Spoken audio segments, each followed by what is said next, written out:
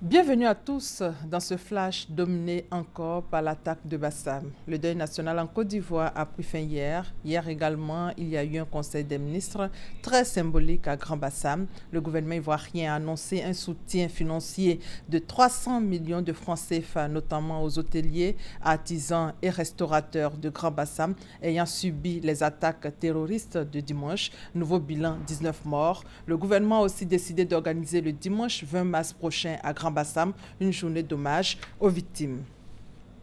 Au titre de la solidarité internationale, après le Togo, le Bénin, le Maroc, hier c'était le Mali. Le chef de l'État a reçu le premier ministre malien qui est venu au nom de son pays apporter son soutien à la Côte d'Ivoire.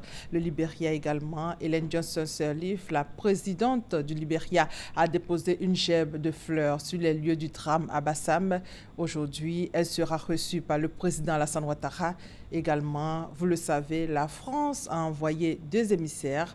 En plus de cette visite, hier, le pays a livré à la Côte d'Ivoire plusieurs lots de médicaments, de matériel médical d'urgence d'une valeur de 150 millions de francs CFA pour la prise en charge des blessés de l'attaque djihadiste qui a fait 19 morts dimanche dernier. Aujourd'hui, une délégation ghanéenne est attendue à Abidjan pour exprimer sa compassion, sa solidarité. Hier, il y a eu une marche blanche, silencieuse, en hommage aux victimes de l'attentat de Grand Bassam, une marche pour donner le signal de l'unité et de la tolérance, nous dit Alexis Ouedraogo. Sans distinction de sexe, d'ethnie ou de parti politique, ils sont venus nombreux ce mercredi exprimer leur compassion aux victimes du dimanche noir de Grand Bassam. Je suis venu non seulement pour apporter ce soutien aux Bassamois, apporter ce soutien aux populations ivoiriennes, mais en particulier à toutes les victimes, celles qui sont décédées, celles qui sont blessées, leur dire que en ce moment précis, tous les Ivoiriens doivent se lever, se serrer les coudes. Il n'est plus question de distinction partisane, de distinction religieuse, de distinction ethnique pour dire non à cette barbarie. Il est important de soutenir l'action qui se mène ici aujourd'hui parce que nous avons des gens venus d'un autre monde qui sont venus commettre vraiment des massacres. Et il n'est pas bon que nous soyons couchés, il faut nous lever tous pour montrer que nous sommes debout, pour ne pas qu'ils atteignent leur objectif. Et ça c'est très important, c'est pour ça que je suis là. Je trouve que c'était vraiment déplorable et puis vraiment inhumain quoi, ce qu'ils ont fait à la population.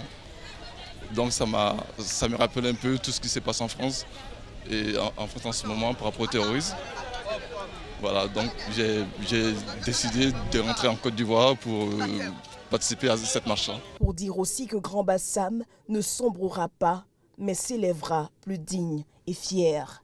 Bassam demeure Grand Bassam et nous souhaitons que les Abidjanais et les autres populations continuent à fréquenter cette belle cité balnéaire qui les attend à bras ouverts. La ville historique essuie ses larmes et ouvre à nouveau ses bras à ceux qui l'ont toujours aimé.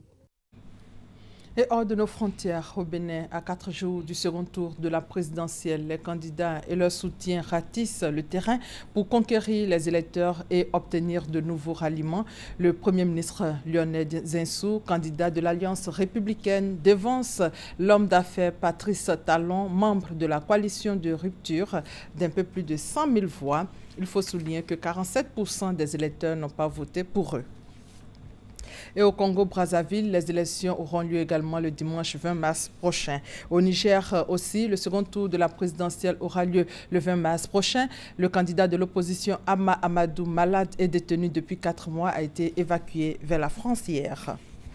Pour terminer, des manifestations ont éclaté hier au Brésil après la diffusion par le juge en charge de l'enquête sur le scandale Petrobras d'une conversation téléphonique entre Dilma Rousseff et Lula pouvant laisser penser que l'entrée au gouvernement de l'ex-président a pour objectif de lui éviter la prison. En fait, Lula da Silva a en effet été nommé ministre d'État, chef de la maison civile, l'équivalent d'un premier ministre au Brésil, alors que le parquet a requis l'ouverture de poursuites judiciaires contre lui. Il évite ainsi la justice ordinaire. Et c'est la fin de ce flash. On se retrouve à 13h pour le tour complet de l'actualité qui reste toujours dominé par l'attaque de Grand Bassam dont le nouveau bilan fait état de 19 morts. Merci de votre fidélité.